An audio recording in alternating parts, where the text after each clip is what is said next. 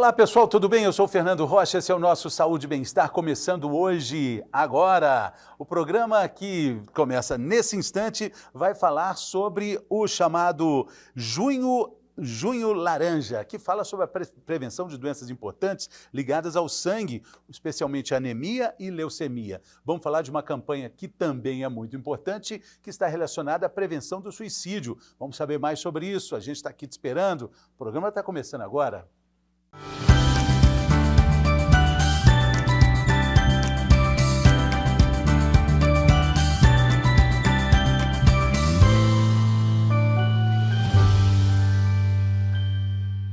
Muito bem, vamos começar o programa de hoje falando sobre a temática desse mês de junho. Estamos em junho? Estamos em junho, Madurinho? Junho, mês de festa junina, mas também o mês de prestar atenção na cor do mês de junho, que é o junho amarelo. É um junho que fala de amarelo com relação a prestar atenção na doação de sangue e também doenças relacionadas ao sangue, anemia, leucemia. A gente tem muitas dúvidas sobre essas questões, mas o mês de junho está aí para isso mesmo. E a gente conversa hoje aqui com a doutora Camila de Pádua Coelho Hugo, que é hematologista. Já esteve aqui conosco, está de volta, sempre bem-vinda. Tudo bem, doutora? Tudo bem, Fernando. Obrigada pelo convite novamente. Alegria. Doutora é representante de Diamantina. Como tem gente de Diamantina aqui, hein, doutora? Não é? Diamantina vai dominar o mundo, né? Exato. Doutora, muitos diamantinenses por aí. Cidade queridíssima. Ô, doutora, junho é um mês da gente fazer alerta para essas questões, algo que a gente tem muito mais medo do que informação, né? Quando fala em doenças relacionadas ao sangue, né? Sim, isso mesmo. Isso até é uma coisa no consultório a gente escuta bastante. Doutora, que medo, me mandaram para o hematologista, sempre aparece com medo, porque realmente são doenças ainda pouco conhecidas da população. Mas como você disse, é importante que a gente conheça os sinais que devem ser um alerta para os pacientes, para poder procurar a nossa especialidade, né?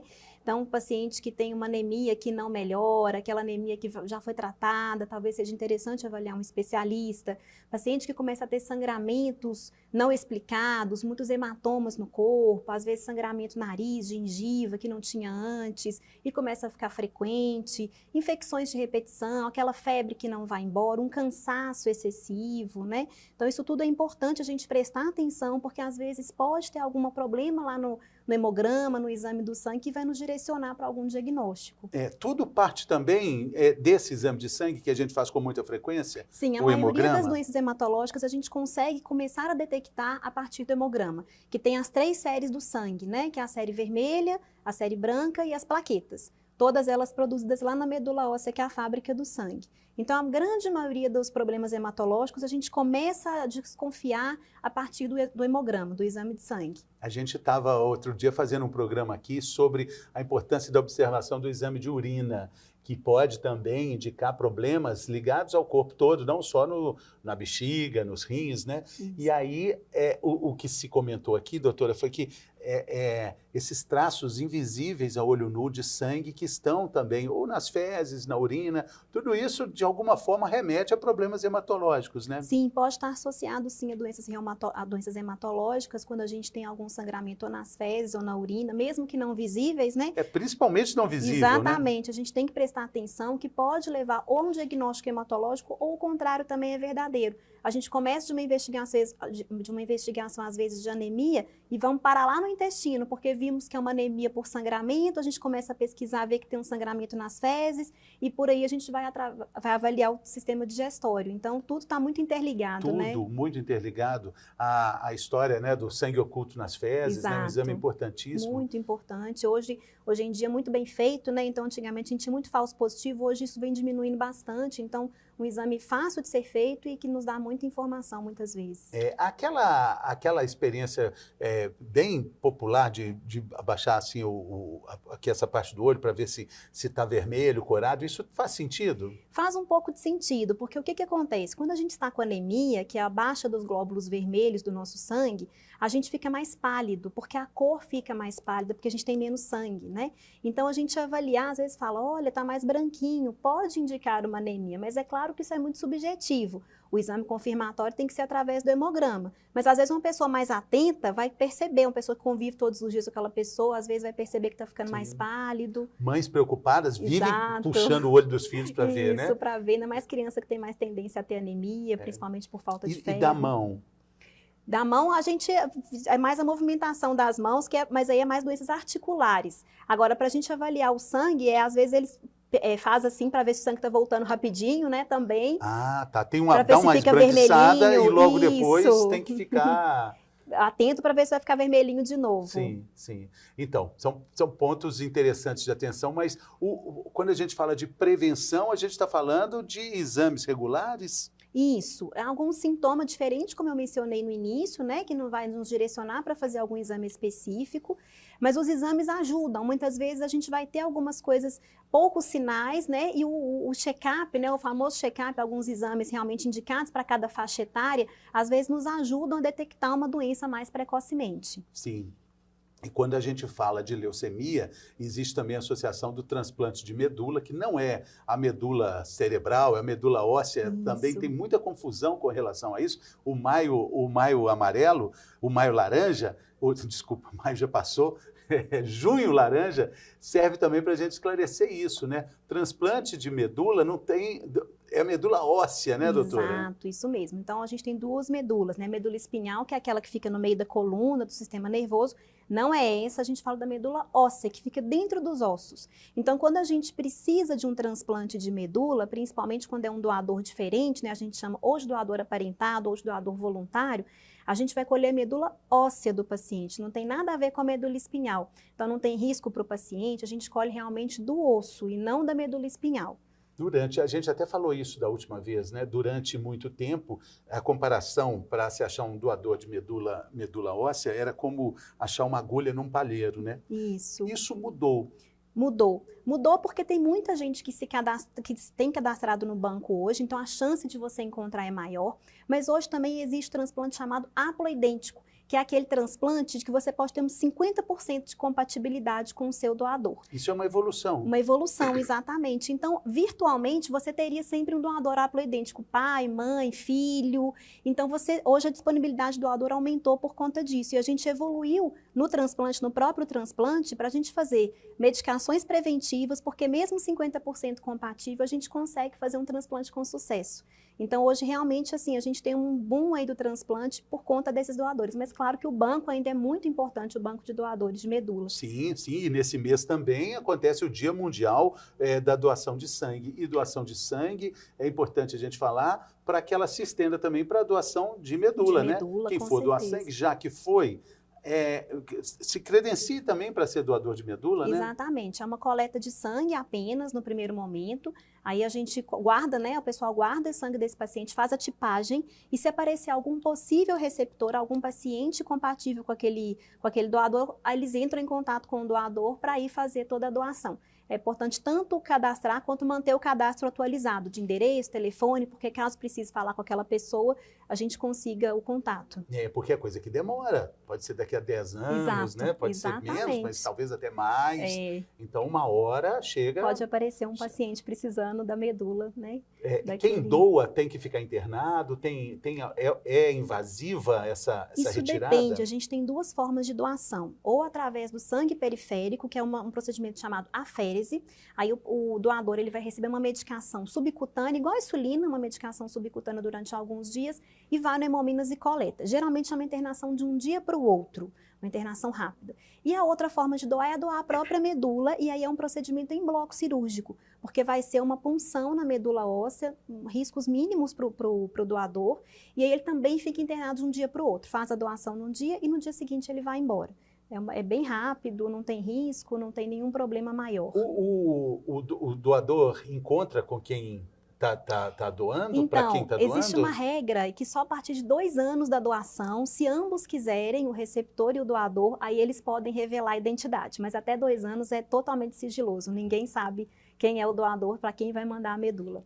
Tem toda uma logística com relação a isso, né? Minas Gerais é pioneira com relação à doação de de órgãos, né? E busca, e encontro, né, de doadores, Isso. enfim. O Hospital Felício Roxo trabalha com muita excelência com relação a isso. E muito cuidado para que não tenha um contato entre as famílias. Mas nós estamos falando com pessoas vivas, pessoas né? vivas, exatamente. Tem essa diferença na medula, né? Que a gente consegue doar estando vivo. Mas ainda assim existe essa regra dos 2 anos. Mas a partir de 2 anos, se ambos quiserem, sai revelado. E tem histórias lindas, que as pessoas ficam super amigas, o doador e o receptor. Deve ser muito emocionante mesmo, né? Com certeza. Agora, quando a gente fala de leucemia, a gente começou essa conversa falando do medo que as pessoas têm. Meu Deus do céu, me mandaram vir para um hematologista, o que eu vou fazer? Mas existem níveis e tipos diferentes de leucemia? Ah, sim, existem. A leucemia é um termo geral para as doenças neoplásicas, né, um tipo de câncer mesmo do sangue, que a gente afeta os glóbulos brancos. Mas a gente tem diferentes tipos de leucemia dentro desse chamado leucemia, né? Então a gente tem, por exemplo, as leucemias agudas, que como o próprio nome diz, é uma evolução rápida, de dias e semanas, de um quadro que geralmente é mais grave, que é aquele paciente que interna, que vai fazer quimioterapia, que a gente vê às vezes nas novelas, nos filmes, né? Aquele paciente mais grave realmente. Já a gente tem a leucemia crônica, que também, como o próprio nome diz, é uma leucemia que vai evoluindo aos pouquinhos, que às vezes cresce de forma devagar. Muitas vezes tem um tipo de leucemia crônica, que é a leucemia linfocítica crônica, muitas vezes nem tratamento precisa, a gente vai acompanhando o paciente se ele não tiver com sintomas.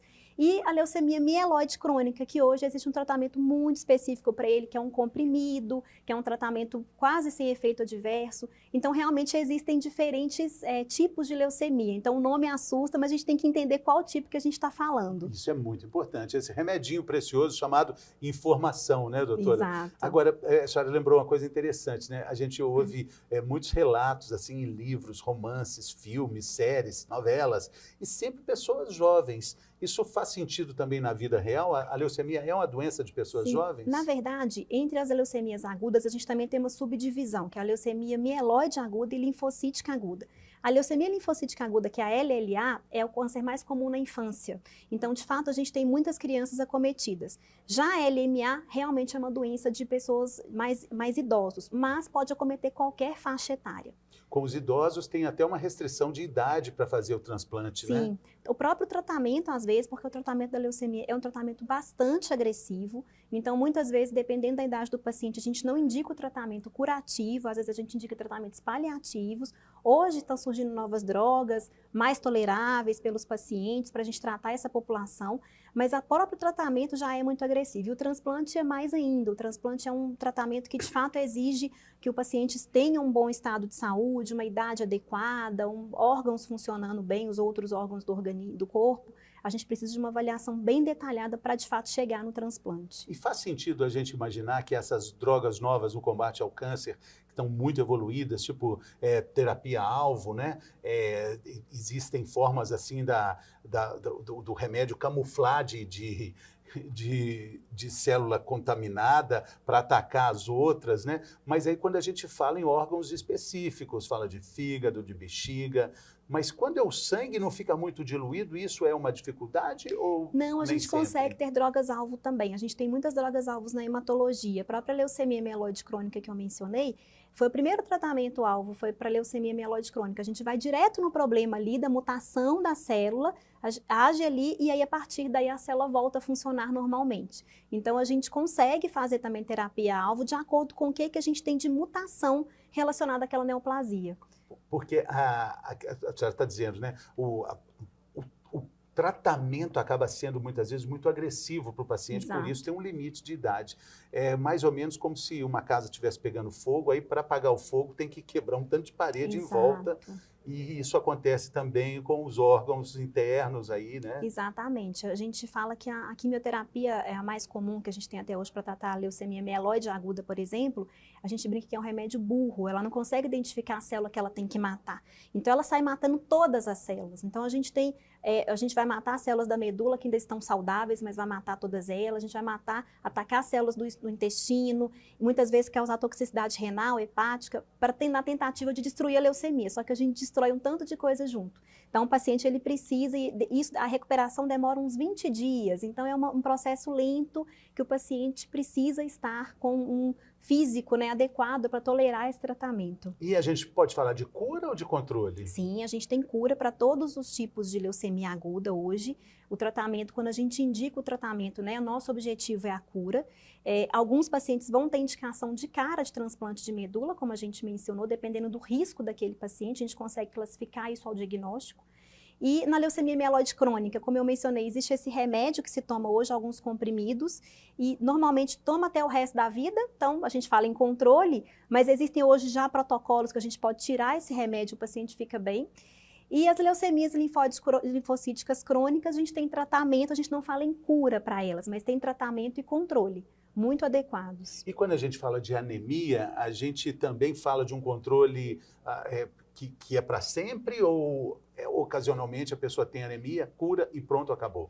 Isso depende da causa da anemia. Então, a anemia ela tem diversas causas. Então, a gente vai atacar aquela causa, tratar aquele problema. Então, vamos supor que o paciente teve uma anemia por deficiência de ferro, uma mulher em idade fértil que tem uma menstruação mais importante, a gente tratou e a gente conseguiu tratar a causa, provavelmente ela não vai precisar de tratamento mais. Mas existem algumas anemias que são mais ou menos praticamente crônicas, que a gente vai precisar acompanhar durante muito tempo para a gente poder ir seguindo e vendo se vai melhorar. Às vezes a gente controla e depois ela volta, a gente controla de novo. Então isso vai depender do tipo de anemia.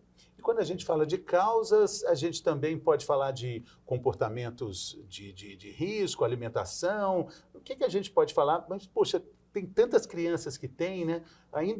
Ainda existem mais perguntas do que respostas? Não, a gente sabe hoje que, na verdade, a nossa principal fonte de ferro, o ferro é matéria-prima para produzir hemoglobina, né? Então, a principal fonte de ferro é a carne. Então, a gente tem vários alimentos que contêm ferro, mas o ferro que é melhor absorvido e que tem maior quantidade é na carne. Então, pacientes vegetarianos, eles podem ter risco de ter alguma deficiência de ferro, não que não possa ser vegetariano, mas tem que tomar cuidado, tem que estar atento a exato, mulheres em idade fértil que já vão ter sangramento menstrual e ainda são vegetarianas, tem que estar atenta para fazer uma reposição caso necessário. E as crianças, elas têm uma necessidade maior de ferro porque estão em fase de crescimento, assim como gestantes, mulheres que estão amamentando. Então, quando a gente tem também uma demanda maior do nosso corpo, a gente às vezes precisa de uma reposição também, de ferro, de vitaminas. Então, o exame de ferritina, né? Ferritina, Ferritina, isso. Ele também é um bom indício para a gente ver como é que está com relação até à prevenção. Exato. A ferritina, ela mede o estoque de ferro do sangue. Então, quando a gente tem uma ferritina baixa, significa que nós estamos com baixos estoques de ferro. Às vezes, a ferritina está baixa e nem chegou a dar anemia ainda, mas se a gente não tratar, muitas vezes vai se tornar uma anemia. A gente tem, além da ferritina, os outros exames do ferro que a gente sempre avalia em conjunto, mas é um exame bastante importante para a gente avaliar também.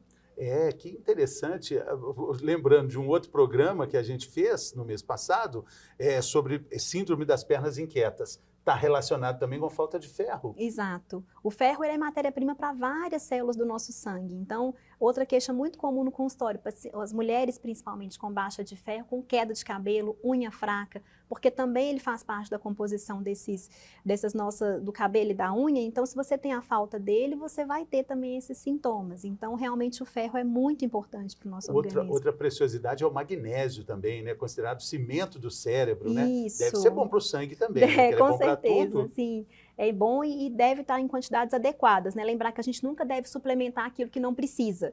Então, tudo que está em excesso ou em falta faz mal. Então, a gente sempre deve avaliar se tem necessidade de fazer aquela reposição. Exatamente, isso é muito importante, porque hoje você vai na farmácia, parece que você fica até culpado de não comprar o tanto de vitamina que te oferecem lá pelos anúncios, né? Exato. Você está precisando disso, está precisando disso, será que estou ou não?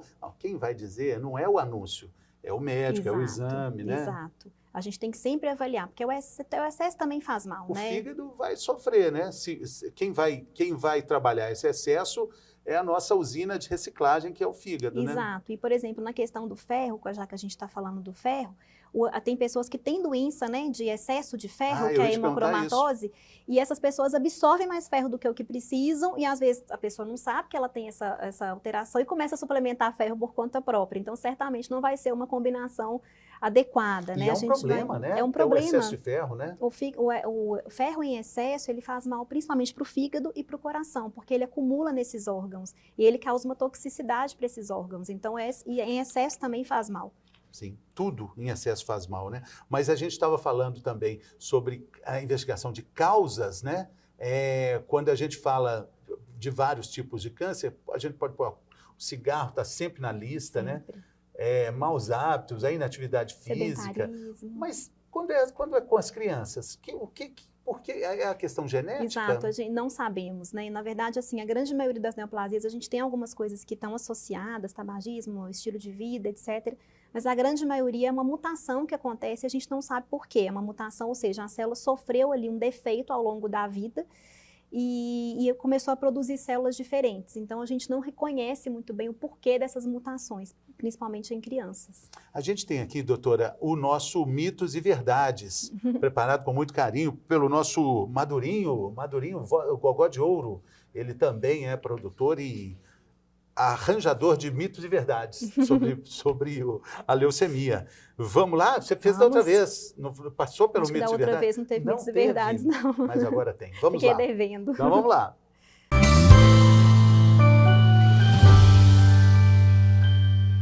Mitos e verdades sobre as doenças do sangue, anemia, leucemia. A gente está aqui no chamado Junho Laranja, é um alerta sobre a importância do diagnóstico precoce dessas doenças. A gente está com a doutora Camila de Pádua Coelho Hugo. Que nome bonito! Obrigada. Importante, Grande, doutora. né? Que bacana. Hugo como sobrenome? Hugo como sobrenome é do meu pai, lá de Diamantina. De Diamantina. Eu acho que da outra vez você mandou um abraço para ele, não?